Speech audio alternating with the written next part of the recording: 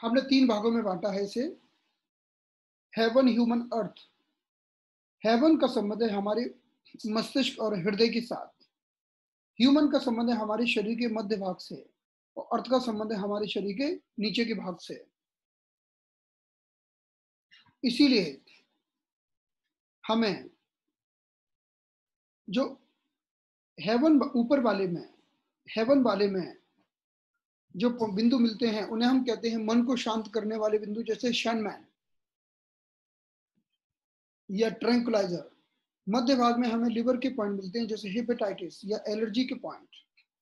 और नीचे के भाग में हमें किडनी और जो भी हमारे जेनेटल पार्ट्स हैं, रिप्रोडक्टिव पार्ट्स के पॉइंट मिलते हैं। हमने इसको फिर डिवाइड किया है। हेवन को हमने 2 भाग में बांटा, 1 2। बीच में ह्यूमन को हमने 3 भागों में बांटा, और अर्थ को भी हमने 3 भागों में बांटा। इस तरह से हमने कुल मिला के इसके 8 भाग कर दिए। इस तरह से लिखे हुए हैं, 1 2 3 4 5 6 7 8। फिर हमने बताया है कि ये जो पार्ट नंबर 1 है, इसे कहते हैं शैनमैन, और इसका संबंध है हमारे मस्तिष्क के साथ और हृदय के साथ।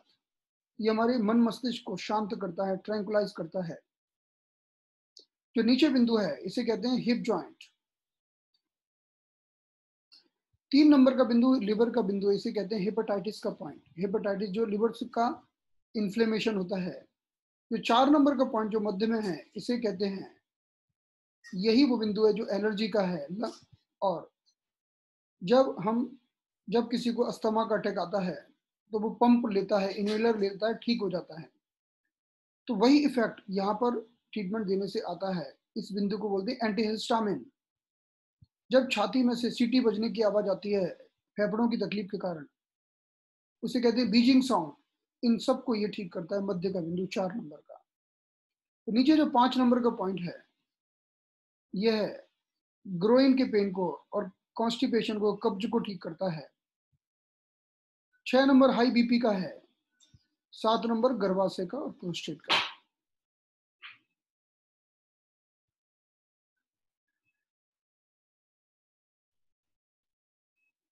हम जब भी यहाँ पर बिंदु लगाते हैं तो हमें इन चीजों का ध्यान रखना होता है कि हम बिंदु इस गड्ढे के अंदर ही लगाएं।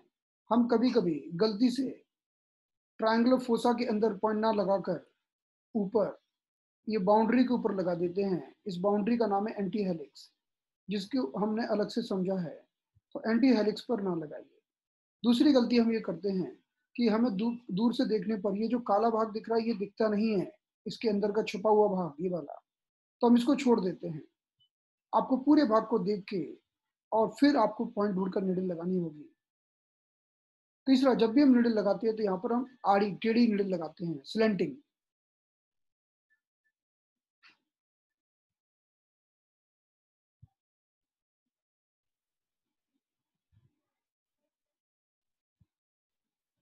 तो इस तरह से हमने इसको देखिए 8 भागों में बांटा है। T triangular fossa 1, triangular fossa 2, 3, 4, 5, 6, 7 and 8।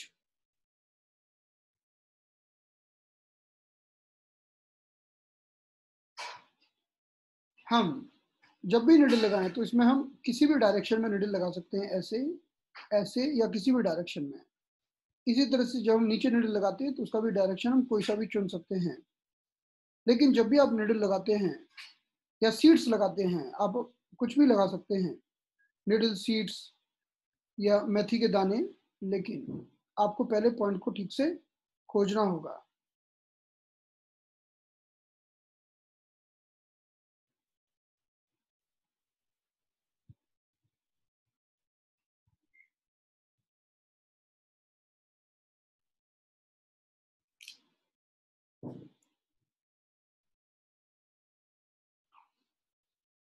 ये जो आप देख रहे हैं भाग, जहां पर हमने ये भाग, इसको हम ट्रैगस कहते हैं, ट्रैगस या टीजी।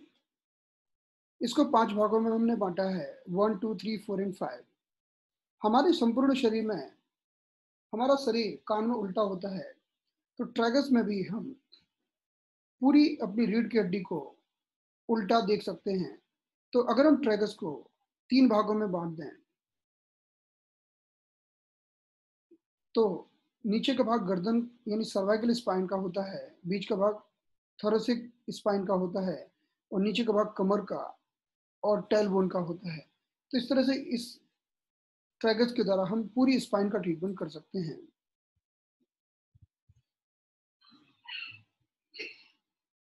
ट्रैगस को हम इस तरह से भी बांट सकते हैं, हमने 3 भागों में बांट दिया, ऊपर, बीच का और नीचे का। ऊपर को हेवन कहते हैं, बीच को ह्यूमन और नीचे के अर्थ। तो जब भी हम हेवन में निडल लगाते हैं, इसका संबंध हमारे ब्रेन से होने के कारण ये शांति लाता है। इसलिए यहाँ पर हमें नशा दूर करने के, निकोटीन की आदत को कम करने के पॉइंट मिलते हैं और मन को शांत प्रशांत करने के बिंदु मिलते हैं। बीच में हमारा ह्यूमन आता है, तो हमारा शरीर का मध्य भाग आता है, जैसे कि एड्रिनल ग्लैंड और स्प्लीन। स्प्लीन का संबंध है हमारे शरीर का कचरा बाहर निकालना और हमारे शरीर का अनडाइजेस्टेड फूड बाहर निकालना। इसलिए बीच का बिंदु वेट भी कम करता है और नीचे का बिंदु है अर्थ। तो ये किडनी से कनेक्टेड है। किडनी हमारी पूर्व जन्म की ऊर्जा को शरीर में स्टोर रखती है। जब भी हम किडनी के पॉइंट को एक्टिवेट करते हैं, तो वह बहुत मात्रा में ऊर्जा उत्पन्न करती है। तो इसका संबंध हमारी वाइटल एनर्जी के साथ है।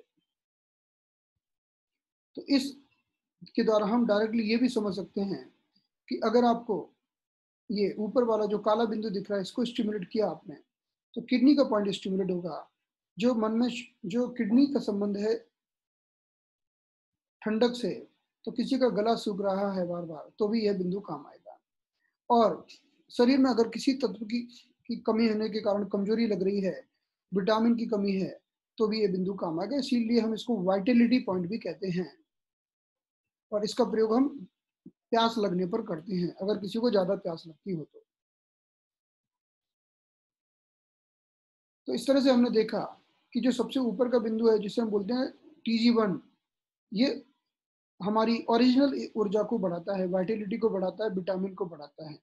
तो जो लोग वीकनेस वाले हैं, जिनको HIV, हेपेटाइटिस और कोई भी शरीर में कमजोरी है, तो हम इस बिंदु को स्टिमुलेट कर सकते हैं। फिर जो अगला बिंदु है TG2, उसका संबंध नाक से है।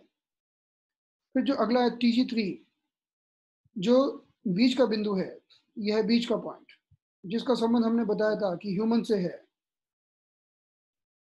ये एड्रिनल ग्लैंड का पॉइंट है।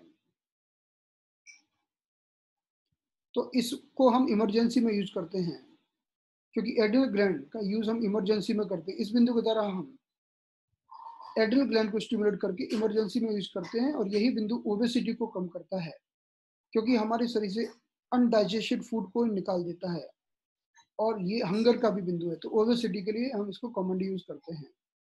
और फिर जो चौथे नंबर का बिंदु है, उसे हम कहते हैं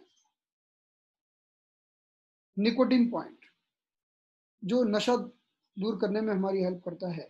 और पांचवा बिंदु उसे हम बोलते हैं ट्रैंकुलाइजर पॉइंट, जो मन को शांत प्रशांत करता है, जो सबसे नीचे का बिंदु। तो जब भी हम सबसे नीचे का बिंदु लगाते हैं, तो हम क्या करते हैं कि एक पॉइंट आगे लगा देते हैं, एक पॉइंट इसी के पीछे दीवार में पीछे की तरफ लगा देते हैं। तो आगे वाला पॉइंट ट्रैंकुलाइजर का काम करता है और पीछे वाला जो पॉइंट है, वो अंदर की तरफ पाया जाता है।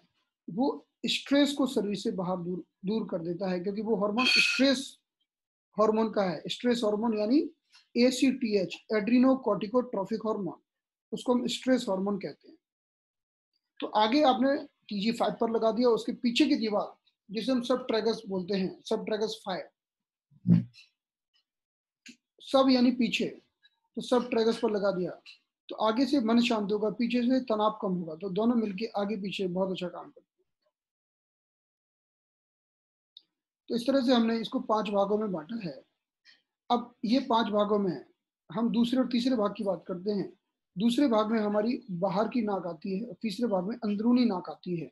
तो जब भी हम श्वास लेते हैं, तो पहले बाहर की नाक में श्वास जाती है, फिर अंदर की नाक में श्वास जाती है, फिर गले में जाती है, जिसे हम ट्रैकिया बोलते हैं, और फिर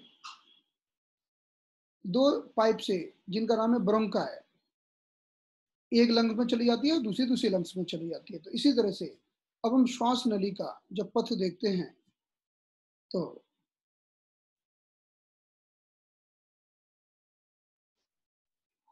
हमने इसमें ये दिखाने की कोशिश की है श्वास नली का पथ। उसको दिखाने के पहले हम आपको ये बता दें कि कान में आप जो अंदर देख रहे हैं ये पूरा, इसे हम कॉन्चा कहते हैं। तो तो इसके ऊपर का भाग है, इसे हम सुपीरियर कॉन्चा कहते हैं, और नीचे के भाग को इंफीरियर कॉन्चा कहते हैं। इसे हम एससी से दिखाते हैं और इसे आईसी से। तो हमारा कान में शरीर उल्टा होने के कारण छाती आपको इस भाग में मिलती है और पेट ऊपर मिलता है। तो इसीलिए हम इंफीरियर कॉन्चा को हमने कुल 9 पार्ट्स में डिवाइड किया है।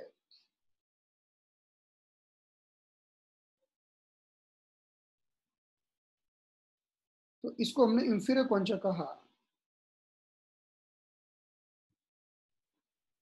और इसको हमने सुपीरियर कॉन्चा कहा।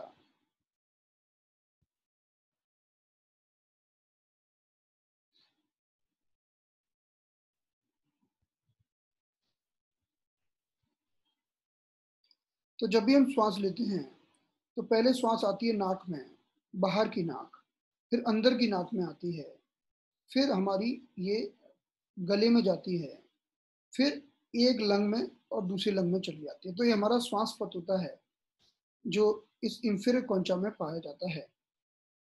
इसको अगर हम पॉइंट लोकेशन के हिसाब से समझें तो इंफीरियर कॉन्चा को हमने ऐसे 3 आड़ी और 3 खड़ी लाइन करके 9 भागों में बांट दिया।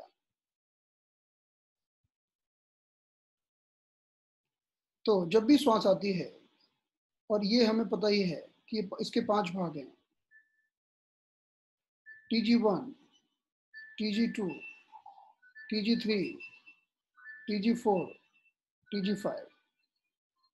तो पहले श्वास TG2 में आती है बाहर की नाक, फिर TG3 में आती है अंदर की नाक, फिर ये अंदर श्वास नली अंदर जाती है, इसे बोलते हैं इंफीरियर कॉन्चा 4। फिर एक लंग आपका 2 में है और एक लंग 5 में है। तो श्वास नली का पथ ऐसा होता है, TG2 यानी एक्सटर्नल नोज, बाहर की नाक, TG3 यानी इंटरनल नोज, अंदर की नाक, फिर इंफीरियर कॉन्चा 4 यानी ट्रैकिया या श्वास नली,